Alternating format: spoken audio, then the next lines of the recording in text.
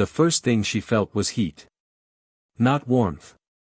Not the kind that rested on your skin or made you squint toward the sun. This heat cooked the air itself, thickened it until every breath scraped her lungs raw.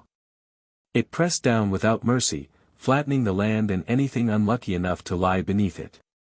The second thing was pain. It came white and blinding, tearing through her right leg and up into her hip, sharp enough to steal her breath and leave nothing behind but panic. It felt like something inside her had snapped and refused to let go. Eliza Monroe lay twisted on the hard summer ground, her body folded wrong, dress torn nearly in half. Dust clung to her skin, stuck to sweat and blood until she couldn't tell where one ended and the other began. Her right knee bent sideways at a sick angle, pulled out of place and locked there, a shape no human body was meant to hold.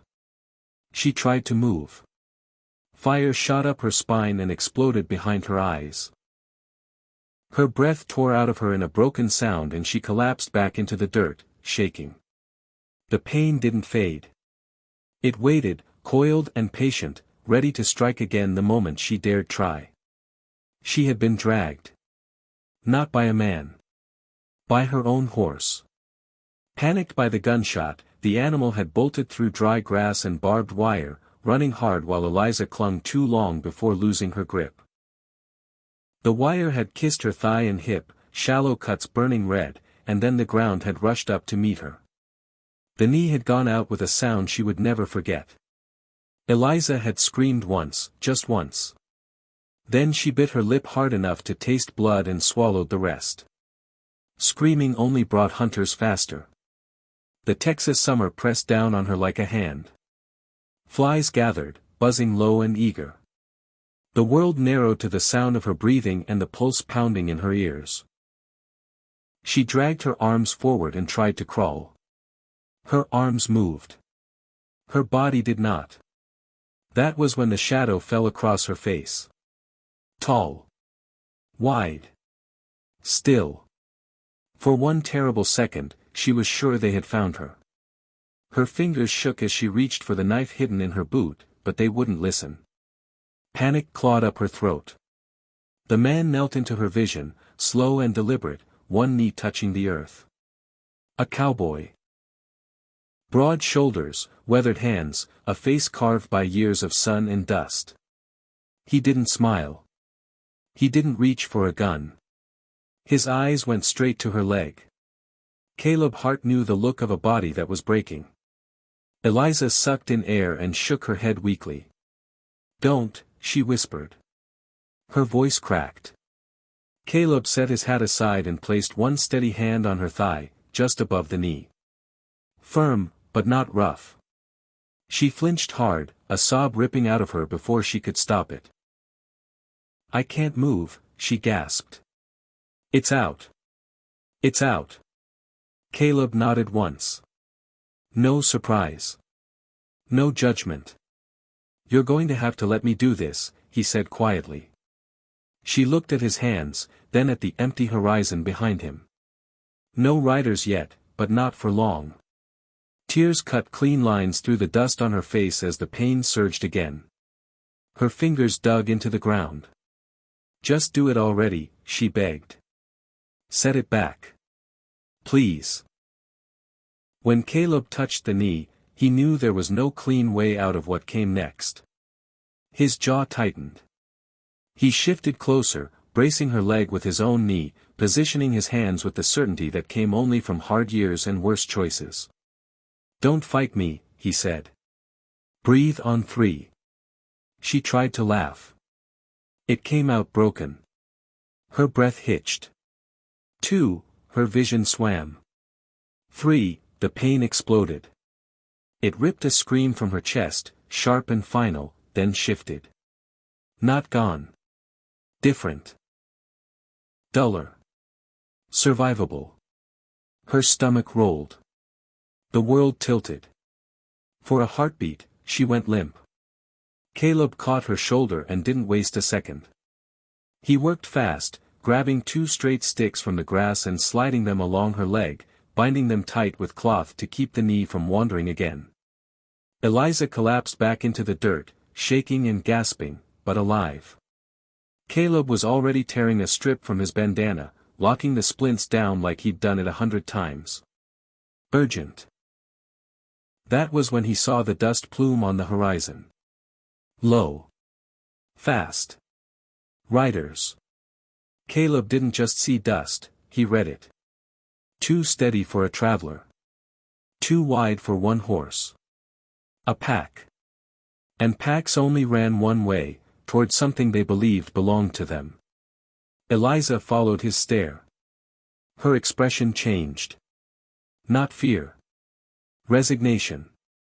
Like someone already tired of arguing with their own ending. Caleb hated that look. He leaned close. If you can talk, tell me one thing, he whispered. Are they coming to take you, or to silence you? She swallowed. Because I ran. He didn't like that answer. He lifted her carefully, carrying her toward his horse as the dust thickened behind them. Every step measured. Every second stolen. If you help me, she said, gripping his sleeve, they'll come for you too. Caleb hesitated. Then he settled her against the saddle. The horse shifted but didn't spook. It knew Caleb. They rode low through the grass, dropped into a shallow cut in the land to break the trail. Caleb kept the pace slow, too fast would finish her. By the time his ranch came into view, Eliza sagged with relief. Caleb didn't. Tom Renshaw stood by the corral, too still. His horse was already saddled. That detail lodged in Caleb's mind like a pebble in his boot. The dust plume behind them split into two. Planning. The ride ended in sweat and tension. Caleb set Eliza on a crate by the porch, tightened the bindings, then brought her inside where the air was cooler and dim. Who were those men, he asked. People who don't like loose ends, she said. They think I have something. Do you? Yes. Worth dying for. She met his eyes. Someone already did. Caleb stepped outside. The corral gate had been moved, carefully. When he returned, Eliza was sitting up, working the sole of her boot loose. Don't, he warned. I'm not running, she said. I just need to know what's still there. Outside, a horse snorted. Then a knock came, soft. Polite. Caleb Hart, a voice called. You home? Sheriff Wade Harlan stood in the yard, smiling easy, two armed men beside him. Mind if we take a look? Wade asked. Caleb didn't step aside. Inside, Eliza heard every word. When Wade produced a scrap of yellow cloth and mentioned a body found yesterday, the air shifted. Eliza stepped into the doorway. I carry something people kill for, she said. Silence followed. Water rights, she finished. The smiles vanished. Wade's eyes sharpened. We'll take her into town. No, Caleb said. A deputy moved too fast. The yard erupted. Fists. Dirt. Bone meeting bone. Then hooves thundered in the distance. Not deputies. Crow's men. Wade stepped aside. There it was, the truth laid bare. If they take me, Eliza whispered, they'll burn this place. Then they won't take you, Caleb said. They barricaded inside as the trap closed. When Eliza showed him the papers, copied land records, river bends, claims layered over claims, Caleb understood the scale of it. Outside, Silas Crow arrived, calm as death. You have something of mine, Crow called. I have my land, Caleb answered. Glass shattered. Smoke curled. Caleb pulled Eliza toward the back. It's already ugly, he whispered. They slipped out as the house began to burn. And behind them, men who believed the land belonged to them closed in, certain the ending was already written.